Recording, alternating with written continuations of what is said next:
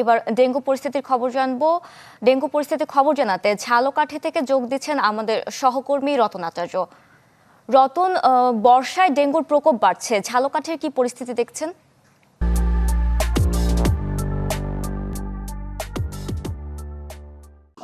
বুঝটা ঝালকাঠিতে প্রতিদিনই কিন্তু ডেঙ্গুর প্রকোপ বেড়ে চলেছে। পরিস্থিতি নিয়ন্ত্রণে ঝালকাঠি শহরের 60টি এলাকাকে ঝুঁকিপূর্ণ হিসেবে ঘোষণা করেছে স্বাস্থ্য বিভাগ এবং জেলা প্রশাসন।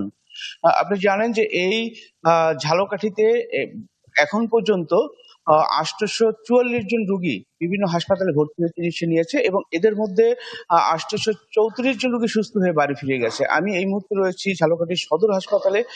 বর্তমানে বিভিন্ন হাসপাতালে 40 জন রোগী ভর্তি রয়েছে।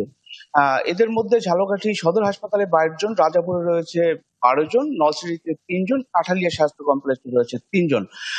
এছাড়াও কিন্তু এই স্বাস্থ্য বিভাগের পক্ষ থেকে জানানো হয়েছে যে একজন রোগী এই ডেঙ্গু রোগে আক্রান্ত হয়ে মৃত্যুবরণ করেছে। এছাড়া জেলা প্রশাসনের পক্ষ থেকে ঝালকাঠির বিভিন্ন ব্যবসায়ী প্রতিষ্ঠান এবং যে আবাসিক এলাকা রয়েছে সেই সব এলাকায় কিন্তু অলরেডি তারা ভ্রাম্যমাণ আদালতের মাধ্যমে তারা পরিচালনা করছে ভ্রাম্যমাণ আদালত, যাতে এই যে ডেঙ্গুর যে এডিস মশার যে লার্ভা, সেই লার্ভা পাওয়া গেলে কিন্তু বিভিন্ন রকমের শাস্তিমূলক ব্যবস্থাও কিন্তু তারা নিচ্ছে।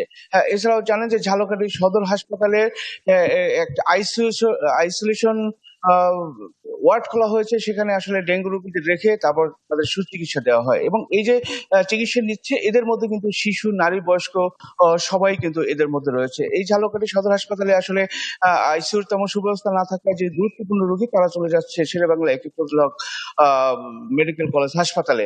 তবে স্বাস্থ্য বিভাগ এবং ডাক্তাররা বলছেন যে আসলে এই ডেঙ্গু প্রতিরোধের জন্য বা ডেঙ্গু নিয়ন্ত্রণের জন্য জনসচেতনতার খুবই দরকার এবং পৌরসভার পক্ষ থেকে এই মশা নিধনের যে ঔষধ, সে ঔষধ ছিটানো খুবই গুরুত্বপূর্ণ। তবে এলাকাবাসী বলছে যে পৌরসভার পক্ষ থেকে সেরকমের মশা নিধনের তেমন কার্যকরী পদক্ষেপ তারা দেখছেন না। তবে পৌরসভা বলছে যে তাদের সাধ্য অনুযায়ী তারা কিন্তু চেষ্টা চালিয়ে যাচ্ছে। তা বুসরা ঝালকাঠি থেকে এই ছিল আমার কাছে সর্বশেষ।